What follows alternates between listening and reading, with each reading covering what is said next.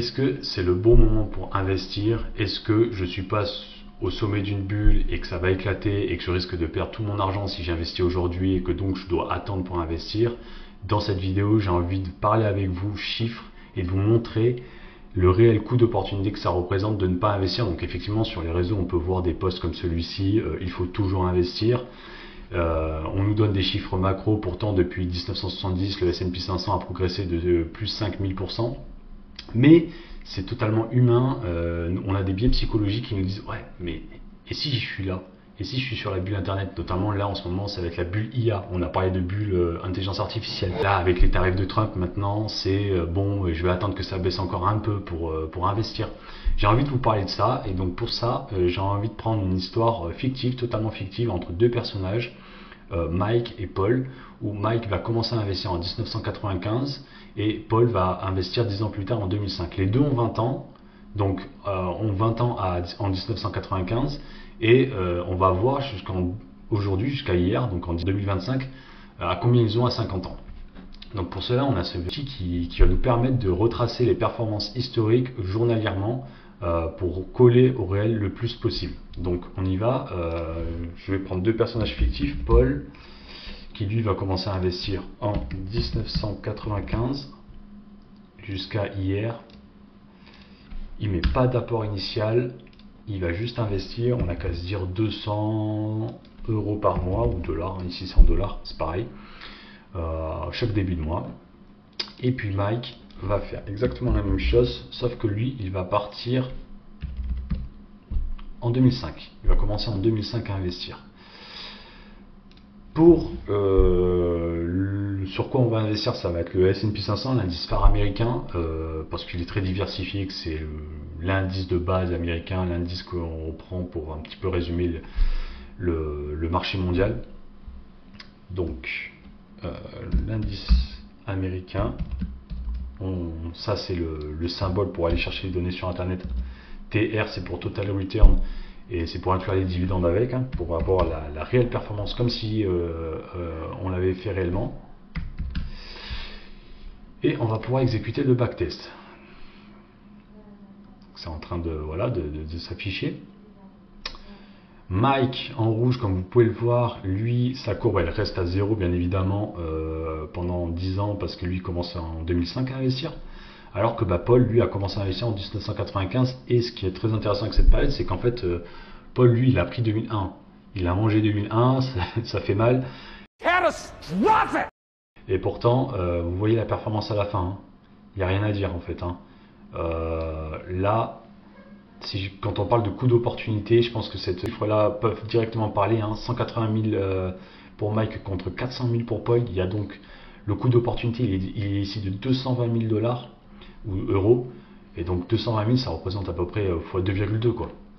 Vous vous rendez compte, 120% de coût d'opportunité, alors que quand même, il faut rappeler qu'ils ont été investis ensemble pendant les 2 tiers du temps. C'est-à-dire que de 2005 à 2025, ils ont investi pendant les 20 ans sur les 30 dernières années. Et ce tiers où Mike n'a pas investi, va lui coûter, c'est 33% non investi, va lui coûter 120% de performance. Et donc ça c'est gigantesque. Et en plus dans cette période-là, ce qui est super intéressant, c'est qu'on pourrait se dire que même contre-intuitif, parce que Mike lui il n'a pas pris la bulle de 2001. Donc Mike évite la bulle de 2001, et malgré ça, Paul a une performance de 120% au-dessus de la sienne. Donc c'est juste phénoménal.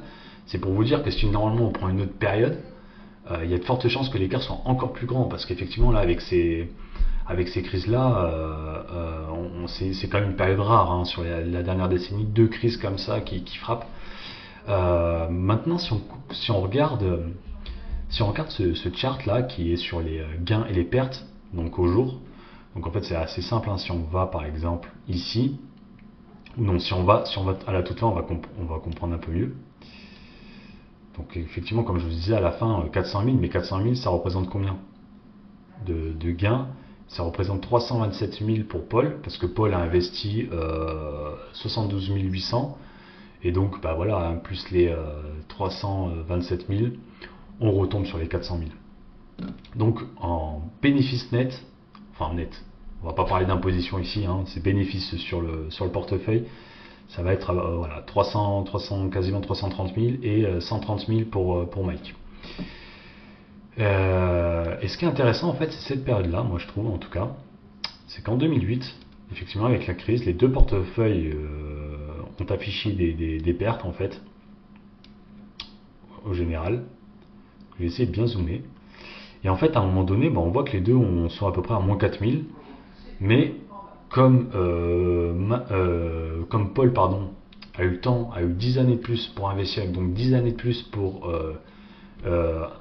avoir des actifs, donc avoir des parts, collecter des parts d'ETF, S&P 500, et bien quand ça remonte, pour lui ça remonte beaucoup plus fort en fait.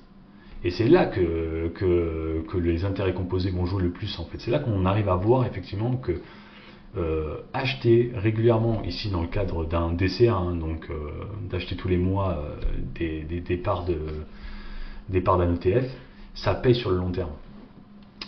Il y a une autre chose que je voulais vous parler aussi, c'est concernant la récente baisse en fait, ici comme vous pouvez voir. En fait ici comme on est en valeur absolue, on a l'impression que la baisse qui s'est produite dernièrement, elle est plus importante que la baisse de 2008 par exemple. Et c'est normal parce qu'en fait le portefeuille ici, il est passé de 400 par exemple le portefeuille de Paul, il est passé de 455 000 environ à 400 000, donc il y a eu 55 000 de pertes. Et pourtant, et ici on est passé pour Paul de 50 000 à à 30 000, à 25 000 même. Donc il y a eu 25 000 de delta contre 55 000. Donc là on a l'impression que c'est plus violent qu'ici. Mais en fait ce qu'il faut voir c'est avec ce dernier chart, c'est les pourcentages par rapport au dernier sommet. Et donc ici on voit que par rapport au dernier sommet du portefeuille, on est passé à moins 19% là, au creux de la baisse là avec les droits de douane. Et là actuellement on est à moins 14%. Et avec le bear market de 2022, on est descendu à moins 25% par rapport au dernier sommet. Et comme ça, si on regarde, en fait, on voit que le Covid, on était descendu à moins 36% quasiment. Et puis, bien sûr, si on regarde les crises, comme je vous montrais avant, voilà, moins 50% quand même, hein, moins 51% même. C'est juste gigantesque. Donc c'est juste pour vous aider un petit peu à relativiser sur cette récente baisse, que de toute façon ça fait partie du jeu, effectivement il y a de la volatilité en bourse, mais que pour l'instant on est très loin des crises 2001 et 2008. Hein. Et alors voilà, hein, c'est juste pour vous dire aussi, si on regarde, en fait ce qui est assez frappant quand on voit cette courbe, c'est en fait l'écart qui ne fait que croître. Et donc moi je me dis que si cette vidéo, je la refais dans 10 ans, en fait l'écart sera encore plus important. Et donc le coût d'opportunité sera plus de 220 000, mais ce sera peut-être dans 10 ans 350 000. Donc, et pourtant, dans 10 ans, ils auront été investis les 3 quarts du temps. Donc les 25% manquants vont coûter, pareil, 2,2%, si ça suit à peu près la même logique, mais ça va coûter encore plus en valeur nominale. C'est juste phénoménal. Le temps est important en bourse, et pourquoi le temps bat les montants investis en bourse. Surtout quand on a un profil d'investissement en termes de DCA, donc c'est-à-dire qu'on investit tous les mois sans trop se prendre la tête. Alors maintenant, on peut se demander, mais combien devrait mettre Mike pour rattraper son retard? Et c'est là aussi ça va vous surprendre. Hein. 2,2, donc effectivement on a 2,2%. Donc en théorie, il faudrait que Mike ne mette pas